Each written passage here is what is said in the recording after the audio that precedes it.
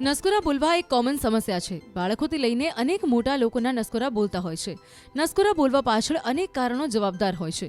ઘણા લોકો માનતા હોય છે કે નસકોરા બોલવા પાછળ નાકની અંદર કોઈ સમસ્યા હોય છે, પરંતુ તમને જણાવી દઈએ કે નાકની સાથે સાથે મોં, દાંત, કાન અને આંખ સાથે પણ અનેક સમસ્યાઓ જોડાયેલી હોય છે.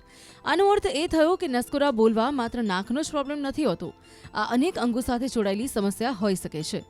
ઊંઘતી વખતે ગળાના પાછળનો ભાગ થોડો સાંકડો થઈ જાય છે.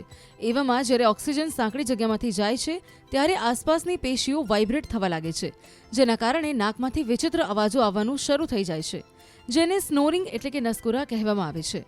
નાકમાં એલર્જી, નાકમાં સોજો, જીભની લંબાઈ વધુ હોવી, અતિશય ધૂમ્રપાન અથવા તો માદક દ્રવ્યોનું સેવન વગેરેના કારણે નસકોરા બોલાવવાના પાછળના કારણો હોઈ શકે છે. નસકોરા બોલતા બંધ કરવા માટે માર્કેટમાં અનેક પ્રકારની દવાઓ મળતી હોય છે, પરંતુ તમને જણાવી દઈએ કે કેટલીક આયુર્વેદિક ટિપ્સ તમારા નસકોરા બોલતા બંધ કરવાની તાકાત ધરાવે છે.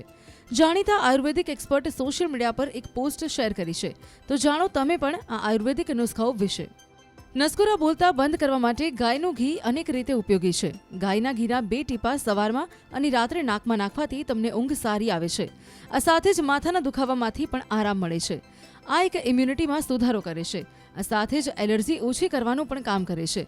તમે સતત સ્ટ્રેસમાં રહો છો તો આ ઉપાય તમારા માટે બેસ્ટ સાબિત થાય છે. નસકોરા ઓછા કરવા અથવા તો બંધ કરવા માટે ફુદીનો ખૂબ ફાયદાકારક સાબિત થાય છે.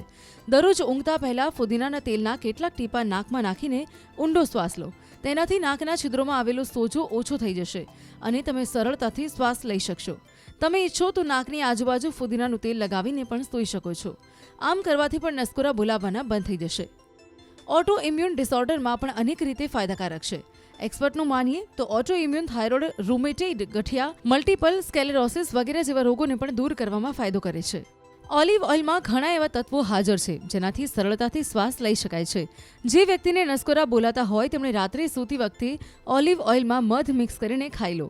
આમ કરવાથી શ્વાસ લેવામાં સરળતા રહેશે. તમે ઈચ્છો તો દરરોજ રાત્રે હૂંફાળા પાણીમાં મધ મિક્સ કરીને પણ પી શકો છો. ગાયનું ઘી અનેક રીતે ગુણકારી છે. ઘણા લોકો રેગ્યુલર ગાયનું ઘી નાભીમાં પણ લગાવતા હોય છે. આ સાથે તમે કેવી રીતે યુઝ કરશો એ વિશે જણાવી દઈએ.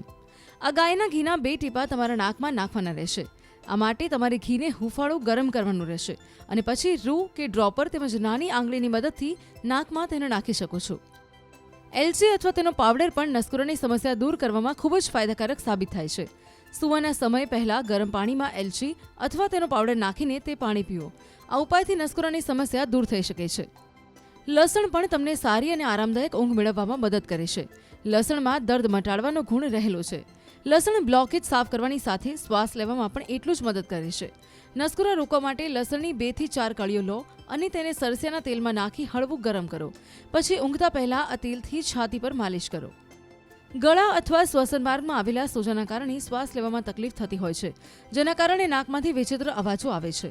આ સમસ્યાથી છુટકારો મેળવવા ઊંઘતા પહેલા ગરમ પાણીના કોગળા કરો, જેથી સોજો ઉતરી જશે અને નસકોરાની સમસ્યામાં રાહત મળી જશે. શરીરમાં પાણીની અછત હોવાથી પણ નસકોરાની સમસ્યા ઊભી થાય છે.